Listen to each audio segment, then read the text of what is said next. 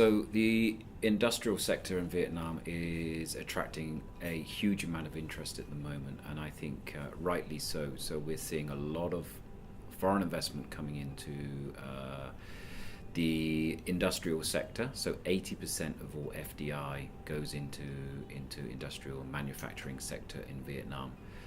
Now, the reason that we're seeing a lot of activity in the industrial sector is there's three or four very sort of key reasons. One is that we're seeing a shift of manufacturing out of China, and Vietnam is seeing a lot of new inquiries for companies moving out of China.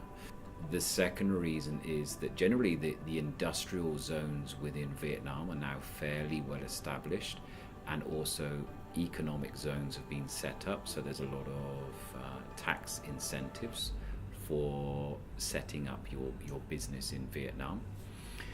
And the third reason is that we've seen continuing sort of international integration, so a lot of free trade agreements being signed off with countries and such as Korea. We've seen the EU trade agreement being signed off, and more recently the CPTPP agreement being signed off as well. So this is creating a very favorable environment for a lot of companies to establish their operations in Vietnam and to either manufacture goods and export goods to overseas.